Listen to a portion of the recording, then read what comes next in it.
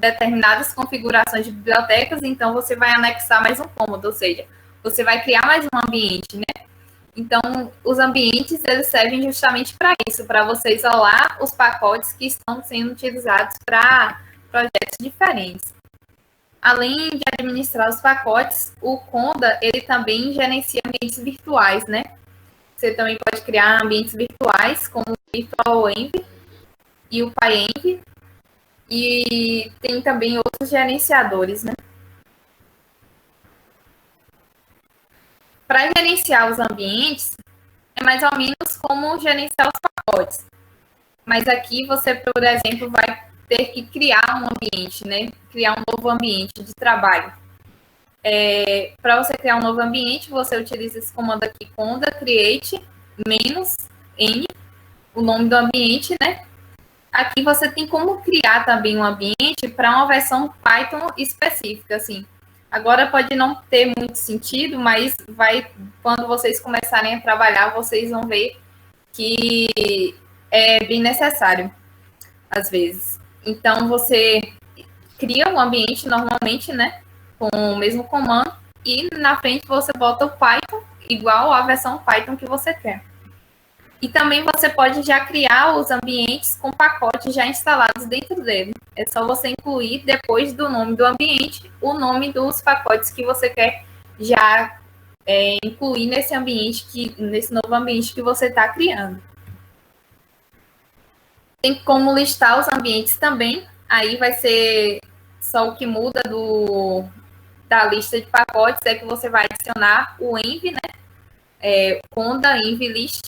E tem como você também remover um ambiente que você não está mais precisando utilizar, né? Para liberar espaço.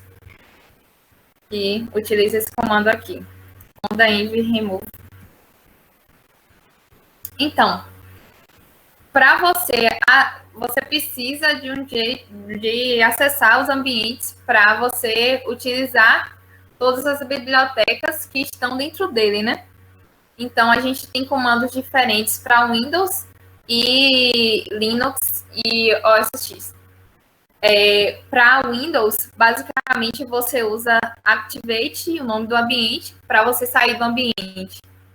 Você usa o Deactivate, o nome do ambiente, e já para Linux, você vai precisar botar o source antes desses comandos, né? Muda um pouquinho.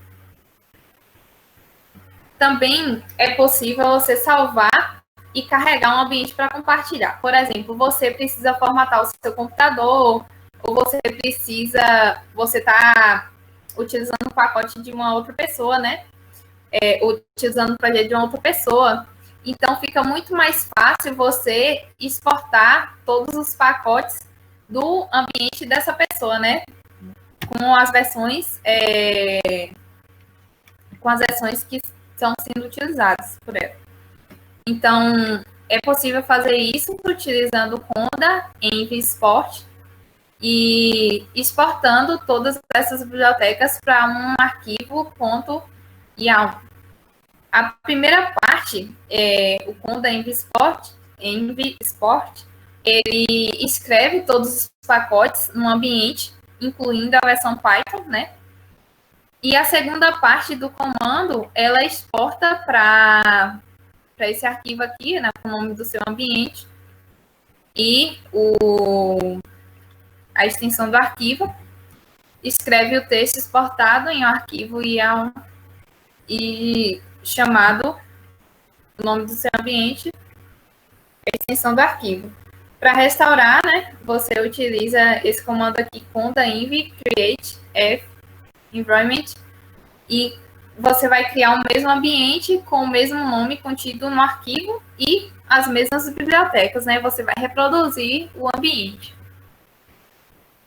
Aqui agora nós vamos utilizar o Anaconda Prompt para criar um ambiente Python 3.6 e instalar as bibliotecas NumPy e Pandas. Aqui eu vou abrir o meu Anaconda Prompt, que aqui eu já tenho instalado. E aqui eu vou criar um ambiente Conda create Aqui eu vou criar um ambiente chamado Artificial.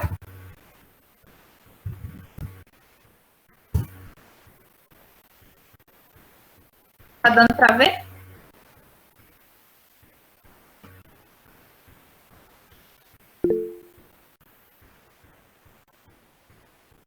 Massa. Aqui eles sempre perguntam se você quer prosseguir, e aí você indica que sim, com yes, né? Aí pronto, eu já criei esse ambiente. Agora eu preciso acessar esse ambiente e depois eu vou instalar as bibliotecas que eu quero nele. Para acessar esse ambiente, eu vou ativar, né, o nome do ambiente que eu criei. Aí você vê aqui que ele já mudou, né, de base para Artificial, né? Então, eu já estou dentro desse ambiente. Agora, eu vou listar os pacotes que tem dentro desse ambiente. Como eu não indiquei nenhum pacote na criação do ambiente, então ele vai estar vazio. Aqui, está vazio. E agora, eu vou instalar os pacotes que eu quero dentro do meu ambiente. Está no Pai.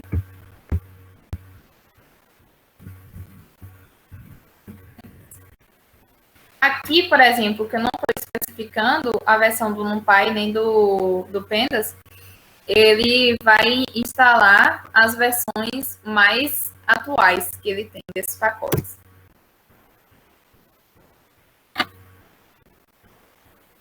E aí, junto com esses pacotes, eles também têm outras extensões de pacotes que eles precisam para funcionar, né?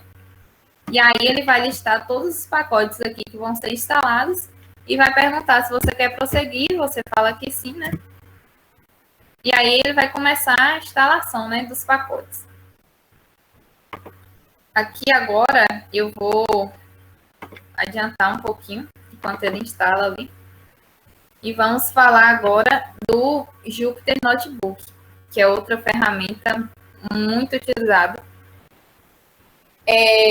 O Notebook ele é uma aplicação web que permite que você combine o texto explicativo, equações matemáticas, junto com o seu código e as visualizações dos gráficos que você cria, das imagens que você lê, né? Em um único documento facilmente compartilhável, né? Os notebooks, eles se tornaram uma ferramenta essencial para trabalhar com os dados, são amplamente utilizados pelos cientistas de dados e são muito utilizados para limpeza, exploração de dados, visualização, machine learning, que é nossa aplicação aqui, e até análise de Big Data. Qual é a diferença entre o Jupyter e um terminal Python Shell, o terminal do Anaconda, que a gente estava utilizando agora? No terminal Python Shell, a documentação ela vai estar salva em outros arquivos, assim como os scripts para as diferentes funções e classes. Enquanto que no Jupyter, isso tudo vai estar encapsulado em um único arquivo. As visualizações no terminal, elas são demonstradas em janelas separadas, né? Porque você está no prompt e lá você só vai gerar os comandos, né, para chamar os códigos e eles vão gerar, vão retornar alguma imagem ou alguma classificação ou a resposta, né, que você espera deles em uma outra janela, né? Já no notebook, a visualização gráfica, os scripts e os arquivos ficam em um único notebook, né? O output do seu código que você está executando, ele vai aparecer no seu notebook. O arquivo ali de uma só vez. E é possível você particionar o código e executar parte por parte separadamente, né? O que melhora o debug do seu código, né? E também o entendimento, assim, do código e a organização, né? Os notebooks, eles são carregados automaticamente no GitHub.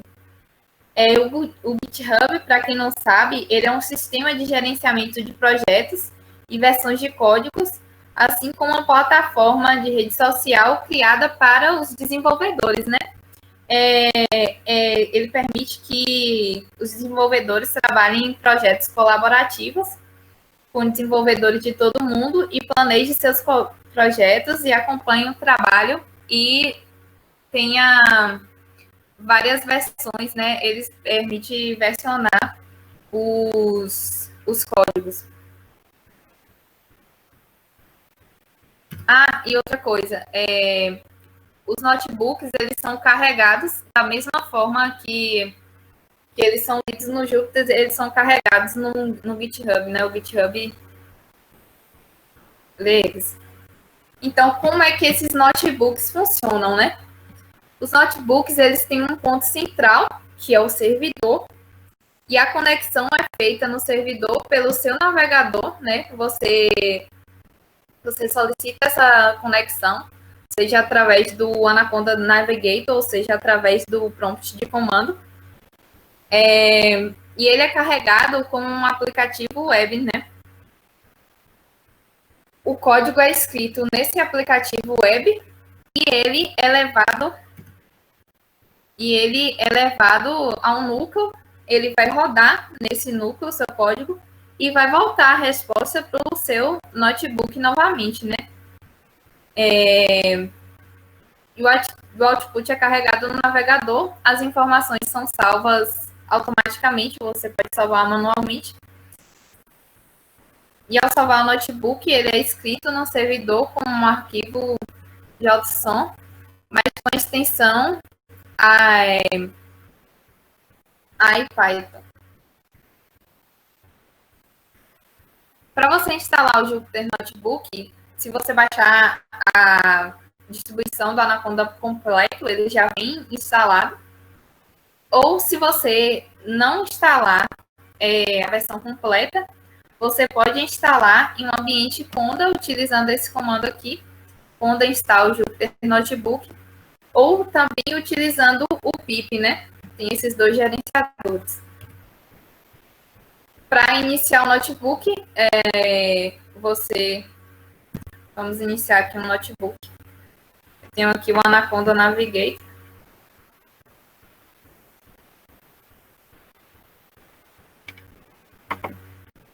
Mostrando aqui, ó, que ele instalou, né? Ele completou a instalação de todas as bibliotecas, né? No Anaconda. Agora eu vou listar para ver se as bibliotecas realmente são no ambiente. Aqui dá para perceber que ele baixou tudo certinho, né? O NumPy, que eu solicitei, e o Pandas, que eu solicitei, estão aqui, né? Aqui, essa é a aba do Anaconda Navigator. E aqui eu vou abrir o Jupyter Notebook. Vou abrir por aqui. Poderia também abrir por aqui. E aqui, quando você abre o Jupyter Notebook, ele vai abrir o diretório root com todas essas pastas, né? Aqui. Então, nós vamos agora criar um novo notebook. Queria só explicar uma coisinha que está aqui, não está no meu. Vamos criar um novo notebook. Como eu tinha falado anteriormente, todos os códigos que a gente escreve no aplicativo web, eles são rodados, são executados pelos kernels, né? E aqui, você tem, quando você vai criar um novo notebook, você tem como especificar qual núcleo que você quer. Aqui, por exemplo, eu tenho Python 3, o Scala 2.10, Scala 2.11, então ele pode escolher qual kernel, com qual kernel ele quer rodar. Aqui a gente tem as abas no topo, né? Ela mostra todos os seus arquivos, que é quando você abre a aba padrão. O Run, ele vai mostrar todos os notebooks que estão ativos, que foram abertos na máquina, né? E o Clusters era onde você podia criar núcleos múltiplos. Você podia usar mais de um núcleo, que era utilizado para computação paralela. Mas agora essa aba foi desativada. e foi tomada pelo IPy Parallel, que nós, por enquanto, não vamos tratar.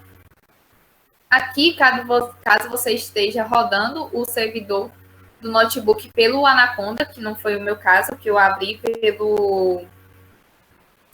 pelo Anaconda Navigator, né? Não abri através do Conda. Você terá uma aba de acesso, né? Nomeada Conda, como mostraremos abaixo. Aí é possível você administrar os ambientes dentro do Jupyter Notebook, né? Criar ambientes, instalar pacotes diferentes em cada ambiente e atualizar os pacotes e também exportar os ambientes daquela outra forma que eu já citei anteriormente. Aqui agora, vamos para a interface. Então aqui eu tenho na minha máquina só o Python 3, né? E agora eu vou criar um novo notebook com Python 3. Aqui, essas caixinhas aqui, elas são células, que elas podem ser de dois tipos, né? Podem ser células de código e podem ser células de Markdown. Células de código normal, como a gente escreve um código normalmente. Por exemplo, sejam bem-vindos. Aí aqui, ó, a gente tem esses colchetes que indicam qual a ordem que foi rodada a célula. O in é de entrada, e aqui, quando a gente tem várias formas também de rodar essa célula, né? Que aqui, através do cell, da aba cell, a gente pode rodar a célula, pode rodar a célula, inserir uma célula abaixo, pode rodar todas as células, ou pode rodar uma célula abaixo ou uma célula acima. Aqui a gente pode mudar o tipo da célula também, que é, nesse caso aqui, que eu criei, foi uma célula de código, né? Mas pode ser uma célula de Markdown, que é justamente onde a gente bota nossos textos explicativos e cabeçalhos, né? É a célula que possibilita a escrita no nosso notebook. E aqui a outra forma de rodar a célula é no run, ou também tem um shortcut, um atalho, né, no teclado, que é o Ctrl Enter. E se você quiser rodar a célula e criar uma baixa, você usa o Shift Enter. Aqui eu vou utilizar o Run, só para ficar melhor a visualização. Então aqui, ó, ele pintou para mim o sejam bem-vindos, né? Você percebe que ele ocorre na mesma... Aqui, o output, ele vai ser mostrado aqui embaixo. E aí, ó, aqui já mudou, já apareceu um número dentro do colchetes, né? Indicando que eu rodei uma vez. É importante lembrar que, por exemplo, se eu tivesse aqui nessa célula importando bibliotecas e rodasse essa célula, as bibliotecas vão estar disponíveis para a minha próxima célula de código. Mas se eu não rodar, elas não vão estar disponíveis, né? Então, é de acordo com a ordem que você roda cada célula. Tem que se atentar para isso também.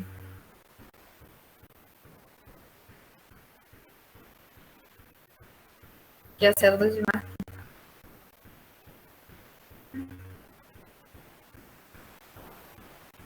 Aqui a gente tem vários cabeçalhos diferentes, né, na célula de Markdown.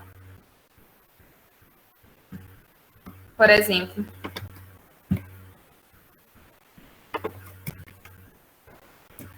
vou escrever aqui. Aí aqui, para a gente utilizar o Markdown, a gente tem que modificar aqui de código para Markdown. Aí vocês vão perceber que já saiu o in, né?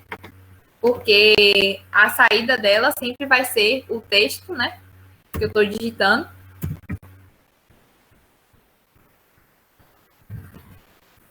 Aqui para o primeiro cabeçalho. Aí ele já indica a seção aqui, né? Que foi criada. Aqui eu executei com Shift Enter. Ou você pode criar vários tipos de cabeçalho, né? Você percebe que à medida que você vai adicionando hashtags, né, vai mudando aqui a formatação do seu cabeçalho.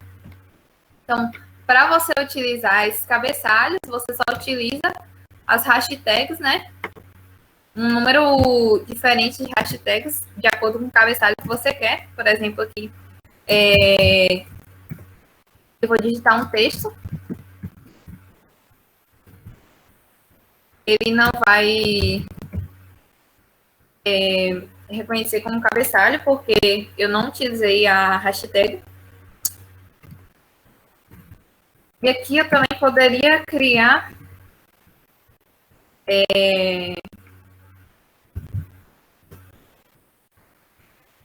uma lista, né?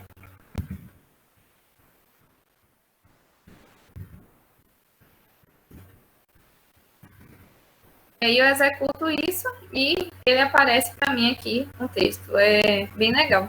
Dá para fazer várias coisas, inclusive dá também para você fazer slides no Jupyter Notebook junto com o seu código, né? Então, muitas empresas também já utilizam isso.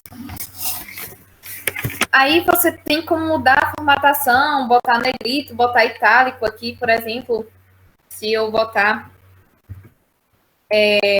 dois asteriscos, ele entende como negrito. Se eu botar um asterisco só, ele entende como itálico, né? Então, tem diversas formas de formatação. Aqui no slide tem falando, né, sobre tudo isso que eu falei. E tem esse link aqui do GitHub que mostra mais formatações de cabeçalho e de células Markdown. E nós temos também, como eu já tinha introduzido, alguns atalhos no teclado para fazer coisas que a gente precisava fazer na barra de comandos, né, do notebook, que é Ctrl Enter, Shift Enter. Aí eles permitem mudar tipo a célula para o tipo célula de código, ou célula de markdown, ou inserir uma célula acima ou uma célula abaixo, recortar a célula. Isso economiza, né, o tempo do programador. E no notebook também a gente pode embutir as visualizações, né, de gráficos, incluir imagens ao longo do texto e do código, especialmente utilizando a biblioteca Matplotlib, né, ou outros pacotes de visualização para criar gráficos e imagens. Aqui, para você obter a visualização, você usa aqui o percentual e o Matplotlib. E aqui você pode carregar o gráfico, né? Aqui ele já importou as bibliotecas também, né? Aqui carregou o gráfico e aqui, já embaixo da célula, ele já obtém o output dele. Uma outra ferramenta é o Google Colab, que também é um notebook, né? Funciona bem parecido com o Jupyter. E ele foi desenvolvido pela Google, né? Google Colab, ou Colaboratório, que é um serviço de nuvem gratuito hospedado pela Google para incentivar a pesquisa e o aprendizado de máquina e de inteligência artificial, onde muitas vezes a barreira para o aprendizado é a exigência de um tremendo poder computacional, né? Que, além do que o Jupyter oferece, ele ainda oferece mais algumas outras funcionalidades, além de já vir com algumas bibliotecas pré-instaladas. Tem mais bibliotecas pré-instaladas do que o Jupyter. Os benefícios do Colab. Ele tem suporte para Python 2.7 e 3.6. Ele suporta comandos bash, né? Ou seja, você pode instalar também as bibliotecas nele. Os notebooks do Google são armazenados também no Drive, né? Você pode, inclusive, abrir ele pelo Drive ou pelo próprio navegador e armazenar eles no seu Drive. Eles possuem aceleração de GPU grátis. Isso é muito legal quando a gente utiliza algoritmos de machine learning que requer um poder de processamento muito grande, porque a gente utiliza muitos dados ou precisa de um poder de processamento grande para tratar aqueles dados, né? Então, isso é bem legal. Quando a gente utiliza, por exemplo, redes neurais profundas, é bem funcional, né? Porque o treinamento desses algoritmos levaria bastante tempo, né? Ele também tem um recurso de colaboração que permite os desenvolvedores usarem e compartilharem o notebook entre si sem precisar baixar, instalar ou executar qualquer coisa que não seja o próprio navegador, né? O próprio link que a pessoa lhe fornece.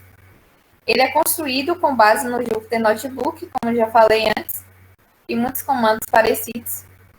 E tem bibliotecas pré-instaladas, né? Todas as principais bibliotecas Python, como também o TensorFlow, que é bem utilizado, é um data frame bem utilizado aí para desenvolvimento de redes neurais.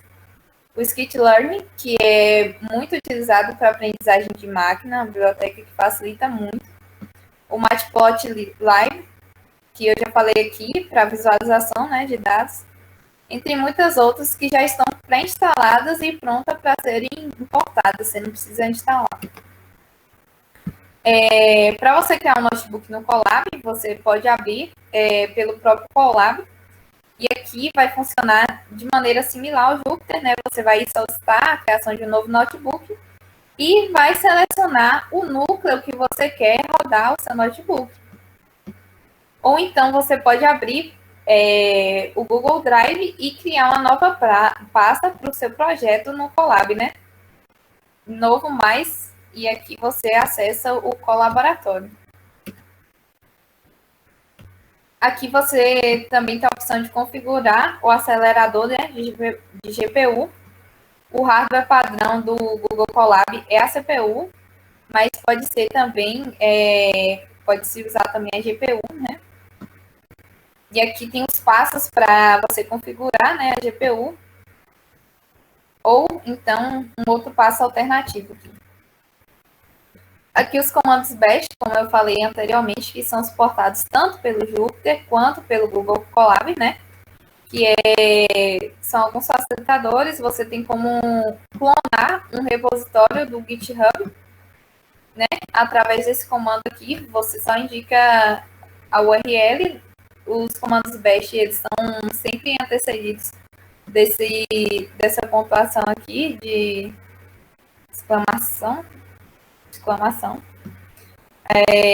Aqui a gente tem comandos de diretório para criação de pastas, caminhos de diretórios, né? Tem também a opção de alterar a pasta e fazer o download de um link da web, né? Aqui para instalar as bibliotecas, ele vai utilizar o pip, né? E aí você faz a pontuação, o pip install, e o nome do pacote é também similar, um pouco similar ao Anaconda, né? Só muda aqui a pontuação que você usa no início.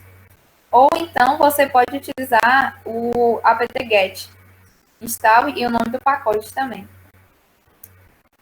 E é isso, essa foi nossa aula de hoje. Aqui a gente tem um repositório, né, no GitHub, onde a gente está hospedando todos os materiais do nosso grupo de estudos. Está disponíveis aí para vocês. E alguém tem alguma pergunta? Agora eu vou voltar para cá. Alguém tem alguma pergunta, alguma coisa que não entendeu, alguma coisa que queira visualizar?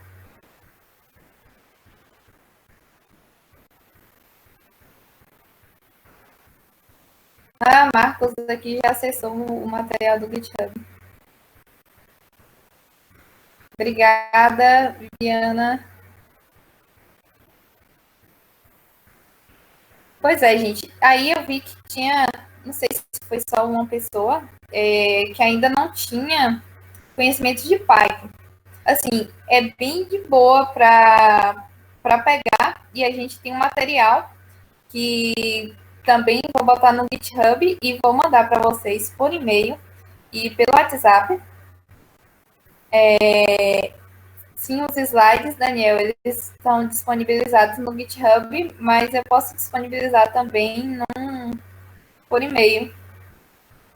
Mas então eles estão no GitHub e aí é bem mais fácil clonar, que você já vai ou seguir o repositório também, né? Porque a gente pode estar atualizando os materiais, né? E quando a gente fizer entrar na parte de projetos, a gente vai atualizar. Então, é legal também vocês mexerem com o GitHub.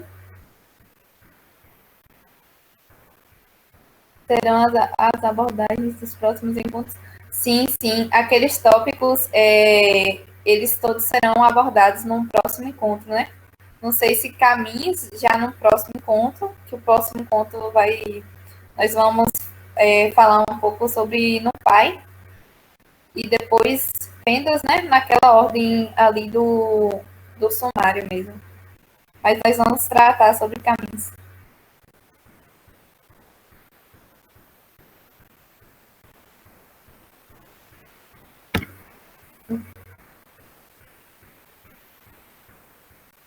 Então é isso, pessoal. Quem ainda não aceitou o convite no Google Groups, aceitem lá o convite, né? Mas também nós vamos estar enviando os links e os avisos, né, pelo WhatsApp. E é isso aí. Tem alguma coisa que alguém queira falar? Lucas, você quer acrescentar alguma coisa? Boa noite, pessoal. Estão me ouvindo? Tá ouvindo? Pode falar. Estava mutado.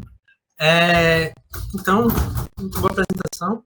Eu estou finalizando a aula, a próxima aula, fazendo algumas modificações, mas como o Karine mencionou, a gente está desenvolvendo, é a primeira vez no nosso grupo de estudos, então a gente vai sempre estar atualizando o GitHub, e para a próxima aula a gente vai ver a biblioteca NumPy. Claro que vai ser meio que só a parte visível de um iceberg, por assim dizer, que é muito extensa a possibilidade que você consegue desenvolver com essa biblioteca, então é meio que para dar um gostinho e dar o primeiro passo para acompanhar as próximas aulas, onde a gente vai utilizar constantemente.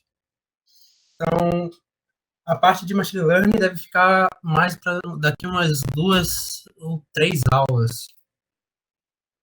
Mas eu estou elaborando um material para ser um pouco... Vai ter uma parte teórica de apresentação, mas, sobretudo, prático. Beleza? Eu vou mandar o link no WhatsApp.